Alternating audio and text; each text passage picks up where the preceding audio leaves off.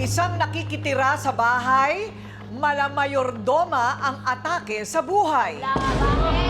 Kung umasta, akala mo raw kung sino dahil daig pa ang malupit na amo.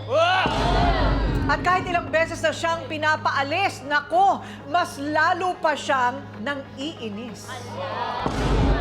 At ang laging sigaw niya, walang lalaya sa bahay na to. May mas karapatan naman po talaga si Kuya Bombero dyan kasi syempre, bahay naman nila yan. Tapos sampid lang naman dyan si Ate Jelly. Si Ate Jelly mabait naman eh. Kumbaga siya naglilinis ng bahay, nagme-maintain ng bahay. Siya nag-aasikaso talaga dito as caretaker po ng bahay. As in talaga lagi sila nagsasagutan. Kumbaga lagi, always. Pag nakikita sila, ganun. Lagi sila nagtatalakan. Kung ako sa'yo, Jelly, umalis ka lang sa bahay na yan dahil wala kang karapatan dyan. You better go home na lang. Kasi po, kinakaingitan po ni Kuya Bombero yan si Ate Jelly. Kasi mas pinagkakatawalaan po si Ate Jelly nung kapatid kaysa sa kanya.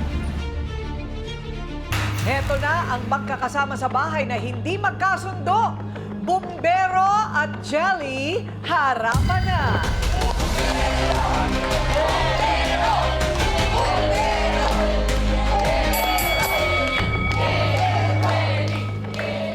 Okay, so ano ang pinagmumulan nito? Sinong may-ari ng bahay? Bali, may may-ari po ng bahay, mother ko po, pero adopted lang po ako. Mother mo. Pero ano ka, legally adopted? Ma'am.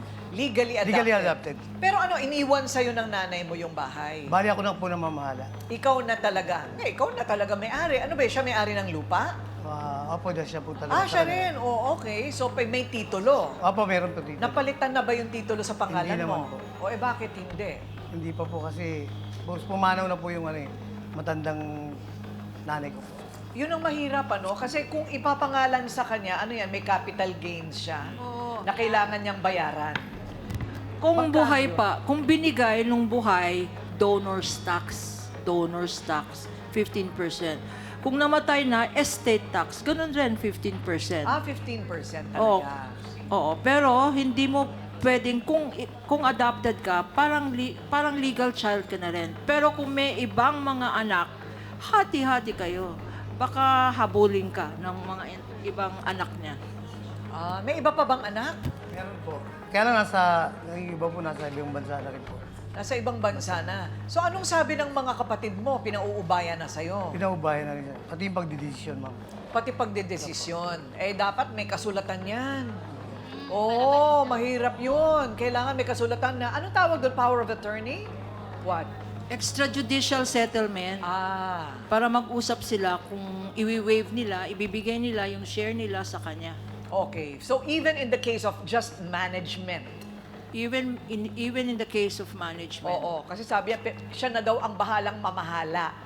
Ayun. So pagdedesisyon kung sinong tumitira sa bahay. Kasi para siyang maging administrator. Ngayon, anong problema mo ngayon kay Jelly? Yun nga, ma'am, para siyang, kala mo, para siyang may-ari ng bahay. Minsan pag umuwi ako, galing ako, magka-construction kasi ako, ma'am, Siyempre, ma'am, pag umuwi ako, marumi ako. O kaya minsan, 10 oras na gabi kasi minsan wala naman akong permanenteng trabaho, lang ako. Pag umuwi ako, minsan, ma'am, biri mo, kakatok ako. Kahit narinig niya, hindi pa magbubuksan. Ganyan pa, minsan dumakit na lang ako sa terrace para makapasok lang ako sa loob. Ganun ginagawa niya, ma'am. Bakit ganun? Samantala nandun lang siya sa loob, nakikinig lang siya. Nagtutulog-tulugan siya, ma'am. Baka kaya ka pinag-aakit kasi bumbero ka daw. Yan nga, ewan ko nga ganyan yan, laging ganyan yan. Bakit? Pero ikaw may-ari ng bahay. Kaano-ano mo siya? Wala po, bali kaibigan lang po nung pinsan, kapatid. Kaibigan lang ng pinsan mo. Ha? Yung nasa abroad, ma'am, yun po kasi napatira sa akin dyan. Balik Yung nasa 30 years abroad na niya, po ako pero doon sa bahay. ang sabi mo kasi, makikituloy ka lang ng ilang araw. Pero nung ngayon nangyari, Ay, hindi. yung kalokohan hindi niya ako maririnig pag tumakatok ako.